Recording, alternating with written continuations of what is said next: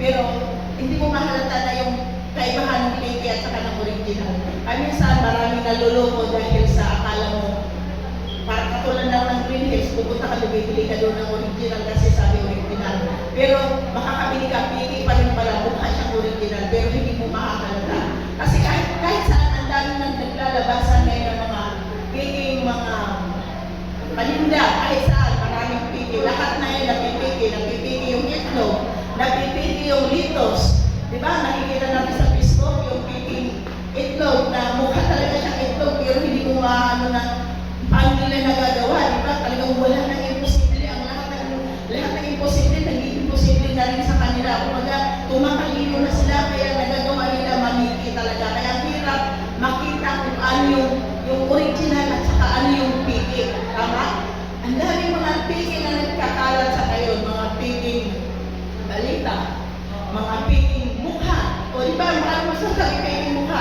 Maraming nagpapa-opera, hindi mo na nakikilala. Dating, hindi mo na nakikilala, nagpapiti ng mukha. Kaya dahil mga piti ngayon na nangyayari. Ano din yung mga maraming piti kaibigan. Tama? Kasi mayroon din mga piti kaibigan, hindi lang palinda ang piti. Pati kaibigan, mayroon din piti kaibigan. Akala mo totoo siyang kaibigan. Hindi mo maano na, totoo ba ito sa akin o hindi? Malalaman mo lang pagdating na huli kasi nakita ko yan sa kuya ko, noong hindi pa siya na-stroke, ang dami niyang kaibigan. Akala ko mga totoong kaibigan, pero nung na-stroke siya, wala nang dumamay sa kanya. Yun yung sinasabing mga piking kaibigan. Kaya mahirap makita kung sino yung totoo at saka yung piking.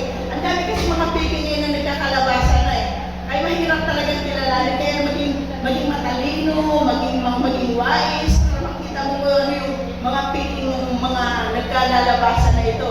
Sa cellphone, nakakala mo original, pero ano mo, fake rin pala. Ang hirap hanapin yung original kasi nabubudol kasi hindi mo makikilala Parang iisa lang kasi mukha. Ganun din sa Kristiyano, may mga fake rin Kristiyano. Oo, may mga fake Kristiyano. Paano mo sasabi na, ano nangyari may fake Kristiyano? Kaya mga Kristiyano sila maraming nagsasabi Kristiyano sila, pero Kristiyano puno. Andiyan yung nakikita mo na ang bait-bait nila sa simbahan. Pag linggo, ang bait-bait nila, pero kung nasa labas sila, hindi mo makikita sa kanila ang pagiging isang Kristiyano. Hindi akala mo Kristiyano, pero hindi sila tunay ang totoo. Yun yung mga piki. Kaya pala mapagbatsyag tayo kasi hindi lahat ng naglalabasan ay totoo. Kasi maraming piki. Mahirap makita, di ba? Kasi kumbaga, hindi mo maano na tunay ba ito, totoo? Kasi makikita mo pag nasa simbahan, humahanga ka pa sa kanya kasi ang galing-galing niya. Ang galing-galing niya maghayag. Nagpapahayag din kasi Kristiyano na sila. So, ibig sabihin ng Kristiyano, lagi sila nasa simbahan. Kasi kung wala sila sa simbahan, hindi sila matatawag na Kristiyano. Kasi marami ngayon makikita natin na hindi sa atin yun marami. Kasi lahat naman sila sinasabi nilang Kristiyano sila. Lahat sinasabi nilang mananampalataya sila. Pero titignan mo kung anong klaseng mananampalataya mayroon sila. Anong Kristiyano mayroon sila. Kaya nga diba, kaya kailangan natin suriin kasi sinasabi, lahat na lang sinasabi, kami lang yung ligtas, kami yung tunay. Ganun lahat ang sasabihin kami lang yung tunay, kami lang yung maliligtas. Yun yung mga sinasabi na hindi mo makikita kung sino yung tunay at totoo. Ang hirap mong kilalanin kung alin yung tunay at totoo. Ganun din sa ating mga Kristiyano, marami rin mga akala natin tunay na Kristiyano, tunay na mananampalataya, pero hindi pala siya tunay. Ang mananampalataya siya kung nasa loob siya ng church, makikita kung galing-galing niya, hindi pala nakabase doon sa galing.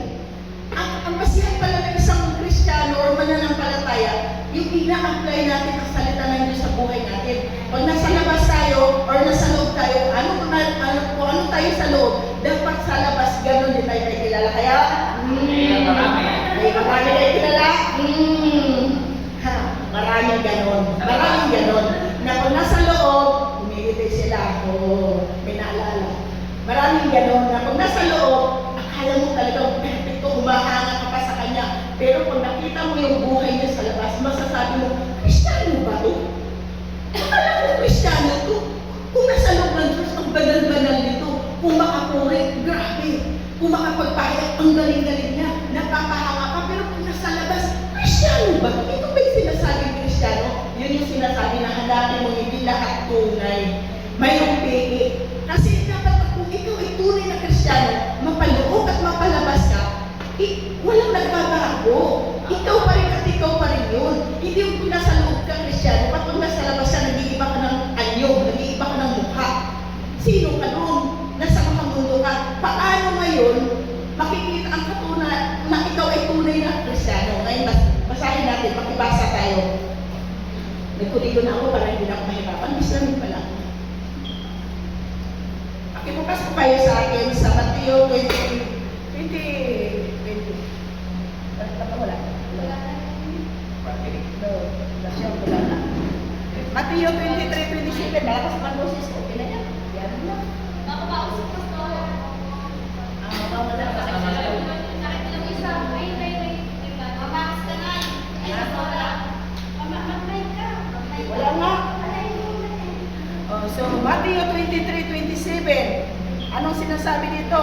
Meron kasing apat na katangian ang isang tunay at saka piking Kristiyano.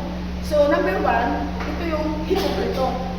Ito yung hipokrito sa Mateo 23:27. Saba ninyo mga eskriba at mga parasiyo, mga mapagpaintabaw, ang katulad ninyo'y mga libingang pinaputi, magaganda sa labas, ngunit sa loob ay puno ng kabulukan at buto ng patay. Ang lakas hindi ako nagula sa bahay. Buto ng patay. Hindi ako napahinang boses ko, yung lumakas eh. So, di ba, basahin niyo yung versikulo. Kaya pala yung sinasabi na mayroon palang dapat natin kilalanin kung ano yung tunay at saka totoo. Kasi lahat sinasabi nila, kami yung tunay.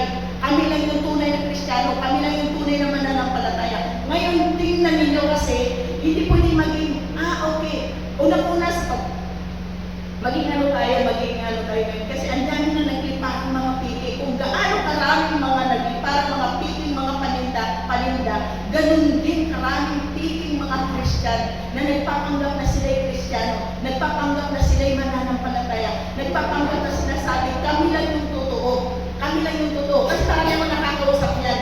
Ang dami na rin yung naaatinan. Sinasabi niya, sa dami ng naaatinan ko, kami lang talaga yung totoo. Ayun na. Kami lang ang talaga totoo. Pero makikita mo ang isang Kristiyano kung anong klaseng buhay meron siya. Mayroon ba Kristiyano nandun pa rin sa makamundo? Ganun ba? Kayo lang ang tunay, kayo lang ang ligtas, kayo lang ang tunay na talagang mananampalataya. Pero nakikita mo anong ginagawa niya, nandun pa rin sa mga, anong ginagawa niya na walang kaibahan. Yun yung sinasabi na piliin mo, titingnan mo, sa loob ng simbahan, makikita mo Kristiyano. Pero doon makikita sa labas yung tunay na Kristiyano na dapat dala-dala mo ang si Kristo sa buhay mo. Kasi Kristiyano ka eh. Kung ano si Jesus sa buhay mo, dapat nagre-reflect sa'yo yun. Hindi yung nagre-reflect sa'yo yung ano mayroon sa kapitbahay mo o yung mayroon doon sa mga hindi mananampalataya. Dapat hindi lang nagre-reflect sa'yo. Dapat ang nagre-reflect sa'yo si Jesus kasi si Jesus na yung nagmamalig sa buhay mo. Amen. Na pangalawa, Matthew 7:1-5. Mapanghusga. Huwag ninyong hatulan ang inyong kapwa upang hindi kayo hatulan ng Diyos. Yan, isa pa. Sinasabi nila tunay sila, pero kung makapagsalita sila sa kapwa nila, grabe makapanghusga. Asan ka doon? Diba? Makapanirap. Kasi hindi mo rin alam yung katabi mo, kaibigan mo, akala mo okay kayo, pero kung nakatalikod ka pala, ikaw rin pala chinichismis dun sa kabila, hindi mo alam na ganun. Kaya minsan, hindi mo maano sino ba yung tunay at totoo? Kailangan natin hanapin sa buhay natin yung sino. Kahit sa sarili natin, ako ba yun? Ako ba? Ganun ba ako? Kumbaga, hindi lang ito para sa akin para sa ating lahat. Bakit ito? Alam mo, hindi ito talaga ang topic ko ngayon. Ito ang pinatopic ko. Pero walang pumapasok sa utak ko. Dito at dito ako dinadala ng Panginoon. Bakit? Nais ng Lord na ituwirin tayo. Yung karakter ng Bible tayo, tuwirin tayo ng Lord. Mahal tayo ng Diyos. Ayaw ng Diyos na hahayaan tayo na, anak, medyo nagkakamali, medyo mayroong sablay. Kailangan na sa magulang, kumbaga si Jesus, at saka yung magulang natin, same lang yan Pag mayroon nakikita sa mga anak niya na medyo may salungat, kailangan ko paluin or kailangan kong pagsabihan para at least alam mo kung saan ka nagkakamali. Tayo mismo ang makakakita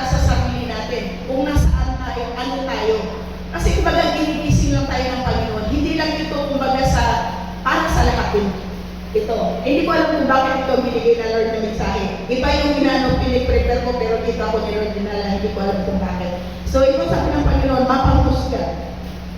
Huwag ninyong hatulan ang inyong kapwa upang hindi kayo hatulan ng Diyos. Pangalawa, sapagkat hahatulan kayo ng Diyos ayon sa hatol na hinatol ninyo sa iba.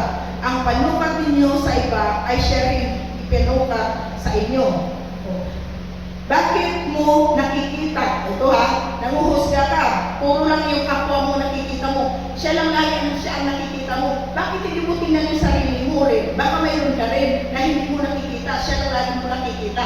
Humarap ka sa salamin. Kung tayo humaharap sa salamin para makita natin yung dumi ng ating mukha, kailangan natin magbasa ng Biblia. Hindi lang natin basta binabasa, kundi i-apply natin.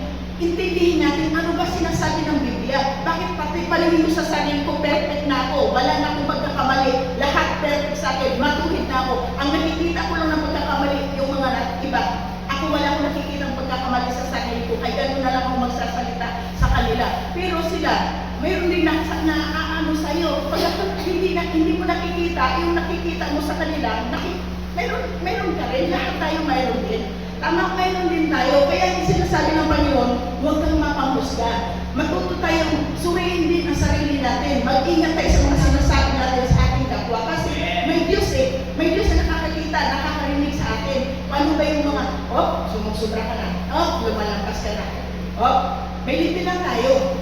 Hindi na. Mahakot ka na. Ako lang pwede humatol. Ako lang pwede humusga. Wala kang karapatan. Minsan sumusubra na tayo, lalo na kung binaganahan. Ayun. Boom. Trap. Hallelujah.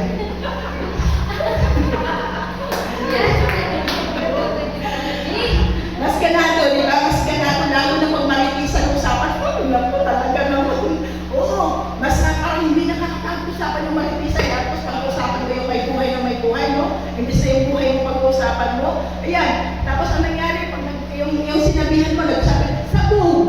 Di ba? Ngayon, kung nanahimik ka sa bahay, trabahuin mo yung problema dyan sa bahay mo, yung pamilya mo, di ka naman magkanda-ugaga, nakikipag-maritis ka pa, pinag-uusapan mo pa yung buhay na may buhay, pakialam mo dun. Di ba? Pakialam mo yung buhay nila yun. Sapagkat hahatulan kayo ng Diyos ayon sa hatol na inihatol ninyo sa iba. Ang panukat ninyo sa iba ay siya rin ikanukat sa inyo. Bakit mo, sabi niya sa verse 3, bakit mo nakikita ang puwing sa mata ng iyong kapatid? Ano ba to? Hindi ko na mabasa siya. Hindi mo. Hindi mo na pinapansin ang puwing mong gatahilan sa iyong mata. Di ba? Yung mata ko talaga, gatahilan sa mata. Iyon yung sinasabi ko. Napapansin mo yung pagkakamali ng iba, sita ka ng sita, pero sa sarili mo, pati mo rin sinisita, mayroon ka rin pagkakamali. Lahat tayo mayroong pagkakamali. Kaya magtuwiran tayo, bawat isa sa atin magtuwiran. Kasi tao lang tayo, nagkakamali din naman tayo. Pero huwag nung siya lang yan siya ang nakikita, tama? Di ba? Tuwing siya na lang yung napapansin, siya na lang lagi napapansin. Bakit? Minsan, suriin din natin yung sarili natin. Perfect ba tayo? Matuwid ba tayo? Hindi ba tayo nagkakamali? Mayroon din tayong pagkakamali. Kung magwag lang tayo, puna kasi hindi na mabuti. Kaya kung mayroon tayong kapuna-puna sa kapwa natin, ipag-pray natin, huwag natin hindi na maganda kasi pag marami ng ganun-ganun no? Hindi na maganda. Nagiging na yan maritis marisol na yan Ganun. So number 4, paano mo masasabi sa iyong kapatid, halika't aalisin ko ang puwing mo sa gayong gatahilan ang nasa mata mo. Mapagpaimbabaw, sabi gano'n, mapagpaimbabaw sa verse 5, mapagimbabaw. Alisin mo muna ang puwing ng katahilan at sa gayo'y makakakita kang mabuti at maalis mo ang puwing ng iyong kapatid. Di ba? Napakalinaw ang salita ng Diyos. Hindi ko na kailangan ipaliwanag. Hindi ko alam kung bakit. Bakit dito ako dinala ni Lord? Ayaw ko ito ibahagi yung salita nito. Sabi ko, Lord, meron ako ibang prepare. Pero dito at dito ako dinadala ng Lord. Hindi ko alam kung bakit. Si Lord, bawat isa sa atin ang nakakalam sa puso natin. Sa puso natin. Sa puso natin mismo. Kaya sabi, di ba, sa 2 Corinthians 5:17, tayo mismo ang makakapansin ng pagbabago sa sarili natin. Kung ano yung bagay yung dati, at saka yung ngayon makikita mo. Natutuwa ko kaya rin, Nanay Mina, nagdala ni Pastora Mitch. Natutuwa ko kasi ang dami niyang kwento. Ang dami niyang kwento nung nangyari nung linggo. Sabi, alam mo ba, mula nung umaatin ako, nagiging maganda na yung buhay ko, naging masaya. Ang dami niyang testimony na hindi niya maipaliwanag kung gaano masaya yung pakiramdam niya. Sabi ko, please God, ikaw yung 2 Corinthians 5:17, nakikita mo, ikaw mismo ang nakakapansin ng pagbabago sa buhay mo. Kasi nakikita mo yung before mo at saka yung ngayon, na nakay Kristo ka na. Sabi niya, dati nagpapataya ako ng ano, yung basta, nagpapataya siya isugal, gano'n. Ngayon, hindi na raw niya ginagawa. Praise God! Nagiging masaya, kaya kung nasaan kami nagtitikon, nakikiano na rin siya. Wow, praise God! Sabi ko, gusto na rin niya pag-uusapan si Jesus. Si Jesus, gusto na rin niya pag-uusapan. Kaya natutuwa ako sa kanya. Kaya sabi nito, ni Pastor Alex, naunahan mo pa si Arvin. Naunahan mo pa si Arvin. Kasi talaga ano yung sabi siya, excited siya talaga. Kaya sabi niya, pupunta ako palagi. Sabi niya gano'n. Kaya kung hindi siya nagkwento sa akin, pupunta ako kasi nakikita niya yung kaibahan na ang ganda na nangyayari sa kanya mula nung lagi siyang umaatin dito. Yun yung kagandahan pag mayroon kang connection kay Lord, nakikita mo yung pagbabago. Hindi yung parang wala lang. Ay, yung sinasabi, kung wala kang connection at walang nagbago sa'yo, tanungin mo sarili mo, nasaan ka? Bakit walang nagbabago sa'yo? Amen. Kaya kaya sabi ng Panginoon dito, nailalim na ako, kaya sabi ng Panginoon dito, huwag kang puro palitan ng balita sa kapwa mo. Huwag kang manghusga, ganito siya. Puro lang kapintasan niya ang nakikita mo. Bakit hindi ka na lang tumingin kay Jesus? Diba? Jesus is perfect man. O diba? Just look unto Jesus, for He's a perfect man. Hallelujah. Yes, nakapag-English ako. Yes, nakapag-English ako, Lord. Thank you, Lord. Amen. Purihin ang Panginoon. Napakabuti ng Panginoon talaga. Ito ay pagtutuwid. Napansin ninyo, mula nung month ng July, puro karakter, puro pagtutuwid ang mga word na binibigay ni Lord sa atin. Matay ng Diyos tinutuwid tayo. Ano nga, yung anak, tingnan mo, pagtutuwid ito, yung karakter, dapat makita natin sa sarili natin. Napansin mo, kunik. Kahit iba-iba ang nagtatayo rito, pero kunik yung mga preaching. No? Hindi naman nagsasabihan na ganito. Pero nakikita mo, kunik lagi about character, about pagtutuwid sa Panginoon. Napakabuti ng Diyos. Mahal talaga. Kumbaga, pinapakita lang ng Lord na mahal na tayo. Kasi kung hindi niya tayo mahal, hindi, wala lang, gano'n. Pero dahil sa ganitong ginagawa, mahal na tayo. Para katulad lang din yan sa mga anak. Hindi pa kasi mga nanay. Sa mga anak ng mga may anak. Na kung paano natin tinutuwid yung anak natin pag nagkakamali, di ba? Kung kinakailangan paluhin. Ako dati nagpapaluhod ako ng sin. Di ba? Ayan. Kaya hanggang ngayon, hindi nila makalimutan. Kaya sinasabi nila sa mga kapatid na, paluhurin mo rin kasi sa asin yan. Kung ano yung ginawa mo sa amin, gano'n din. Pero purihin ng Panginoon, magandang epekto sa kanila, bumalik sila. Sa tabi, dati na mga mabait mana sa mama. Purihin ng Panginoon. So, pangatlo, makasarili. Makasarili. So, ang tunay na Kristiyano ay mapagmahal. Dapat ang tunay na Kristiyano, ito daw dapat ang tunay na Kristiyano ay mapagmahal, maibigin, maunawain, matulungin. Tulad po ng ating Panginoong Jesucristo, ang katangian ng isang Kristiyano. Na nagre-reflect sa mga tunay na Kristiyano ang katangian ng ating Panginoong Jesucristo. Mayroon siyang compassion. Kung anong mayroon ng Panginoon, dapat mayroon din tayo. Kasi tayo ngayon, doon mo makikita yung tunay. Kung ano si Jesus, yun yung nagre-reflect sa'yo. Pag mayroon na nakita mo sa isang tao, tunay yan, hindi yan piti. Kahit saan mo siya makita at nakikita mo sa kanya na gano'n yung katangian na nagre-reflect si Jesus sa kanya, hindi yan piti, tunay yan.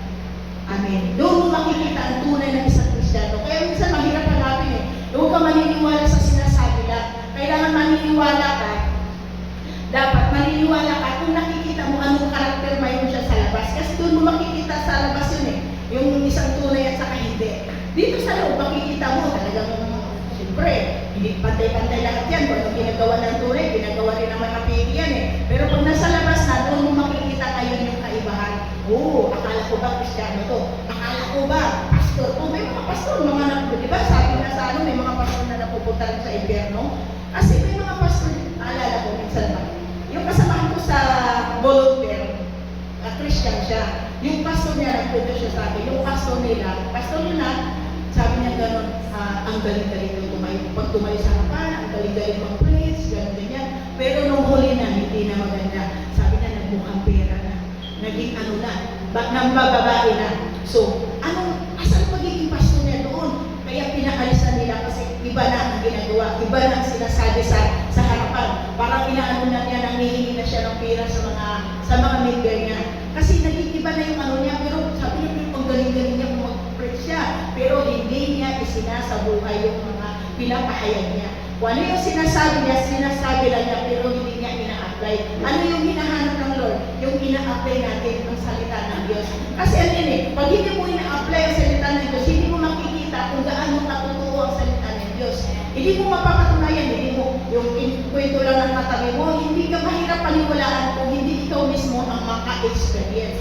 Sinasabi niya sa'yo, ganito magaling ang Diyos, ganito mabuti ang Diyos, hindi mo naman naranasan, paano ka maniniwala, di ba? Ikaw mismo, pag ang nakakaranas, ikaw mismo ang makapagsabi na, ay, totoo nga. Kaya talaga, ang dami mong patutunan, hindi mo kusubos kasi nakikita mo kung paano pumilos si Lord sa buhay mo. Dahil ina-apply mo siya ina-apply mo na ganito pala kabisa ko ang salita ng Diyos. Ito kasi yung ating kapangyarihan, ang salita ng Diyos. Pag wala kang salita ng Diyos at hindi mo ina-apply ito, anong panguntra na mayroon ka? Kung sa mga hindi Kristiyano, bumibili sila ng mga anting-anting para mayroon silang panguntra sa mga masasamang loob. Ano ang panguntra na mayroon tayo? Ang salita ng Diyos. Yun yung panguntra natin sa lahat. Ano ba, saan ba natin ginagamit panglaban yung salita ng Diyos? Sa kalaban natin, ang kalaban natin hindi tao. Mga spirit ay kalaban natin. Ang kalaban natin ngayon ay patindi ng patindi. Hindi nadadala ang spirit, hindi natin nalalabanan sa pamamagitan ng sabunot. Babay Mark, ingat. Hindi natin nalalabanan ang kalaban natin sa pamamagitan ng batuhin, taluin, or sa sabunutan natin, hindi. Nalalabanan natin, ayaw niya talaga sa akin. Ayaw ko na rin sa kanya.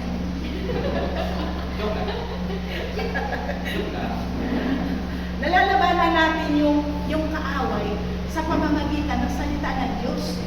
Doon tayo nagtatagumpay. Paano tayo magtatagumpay kung ang salita ng Diyos hindi natin ina-apply sa buhay natin? Di ba? Hindi talaga tayo magtatagumpay. Lalo na ngayon, patindi ng patindi yung kalaban natin. Kasi alam niya kasi patindi na rin ang patindi yung mga Kristiyano. Palalim na tayo ng palalim. Sila din palalim din ang palalim kung paano sila umatake sa atin. Paano nila tayo tatalunin. Kaya dapat tayo maging alerto din tayo kung paano natin sila mapagtatagumpayan. Amen? Malapit ako matapos. Kalma lang kayo. Number 4. Bilang mga tunay na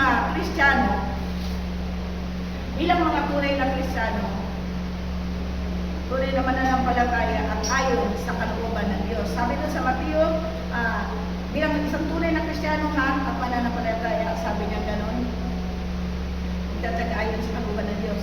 Sabi doon sa Matthew 7:26, 27, ito yung mga hindi na pina-apply ang salita ng Diyos sa kanyang buhay. Ang bawat nakikinig ng aking mga salita at hindi nagsasagawa ito ay matutulad ang isa sa isang taong hangal na nagtayo ng kanyang bahay sa buhanginan. Umulan ng malakas, bumaha, binayo ng malakas na hangin, ang bahay bumagsak. Ang bahay na iyon ay lubusang nawasa. Kaya yun kapag hindi natin in-apply ang salita ng Diyos, yun yung sandatan natin kasi ang salita ng Diyos. Pag hindi natin ito kinapitan, hinawakan, pag dumating yung atake ng kaaway, mabilis kang bumigay. Bakit? Kasi wala ka namang pananggay, wala kang sandatan na ginagamit. Kaya andun yung nagiging kakagad, sumusuko ka na, ayoko na, gano'n. Hindi mo alam kung paano mo mapagtatagumpayan. Kasi wala ka namang puro ka lang kasi tanggap pero hindi mo naman ina-apply. Dapat kung nakikinggan mo, ina-apply mo. Isinasabuhay mo, hindi mo lang basta pinarinig ko lang, tapos pag labas ng church, lumabas din. Diba? O nandito ka sa loob, okay, naririnig ko yan. Pero pag lumabas ka, lalo na kung wala kang time na magbasa ng salita ng Diyos, tapos wala kang time na manalangin, ano talaga yung laban namin yung mahina ka. mahina ka. Kasi yung atake ng kaaway, nandun talaga, sino bang inaatake ng kaaway? Yung mga mananampalataya, yung hindi mananampalataya. Yung tunay na mananampalataya o yung hindi tunay na mananampalataya. Ang inaatake ng kaaway, yung tunay na mananampalataya, kasi alam niya, yun yung kalaban niya. Kaya dapat maging handa tayo. Yung armas natin dapat laging alerto para pag dumating yung kalaban na yun, in Jesus name. Kumbaga takot siya agad sa salita. Kasi grabe, punong-puno ka eh. Yun yung kailangan natin, maging puno tayo sa salita ng Diyos. Maging powerful tayo. Kasi pag hindi natin nag-in-apply at binaliwala lang natin, pag dumating yung pagsubok, bumibigay ka kagad, nagiging marupok ka. Kaya andun yung sumusuko ka na kasi hindi ko na kaya. Ang dami mo lang, kumbaga kunting pagsubok pa lang, hindi mo na magtatagumpayan, umaayaw ka na. Kasi wala kang pangontra. Hindi mo ina-apply sa buhay mo. Kaya dapat, ang kalooban ng Diyos sa buhay natin, sa pagtatapos ko, ano yung kalooban ng Diyos sa buhay natin, yun ang ating gagawin. Ano bang kalooban ng Diyos para sa atin? Yun ang i-apply natin. Hindi yung gusto natin ang nasusunod. Kung ano yung plano ng Lord sa buhay natin, yun ang ating susundin. Para tayo magtatagumpay sa laban natin habang tayo ay nagbubuhay sa mundong ito, huwag kang umasa na hindi ka nakikipaglaban sa mga kaaway. Nakikipaglaban tayo habang tayo ay narito. Para tayo magtagumpay, kailangan natin dala-dala natin lagi ang sandata ng salita ng Diyos. Yun lang ang armas na mayroon tayo. Wala nang iba. Kaya salamat sa Panginoon, napakabuti niya siya na ang patuloy na mag-ministeryo sa inyo kung paano. Hindi ko pa na-explain ng ayos, mahala na sila mag-explain sa inyo. Salamat sa Panginoon po ng Diyos. Pinabalik ko na sa iyo.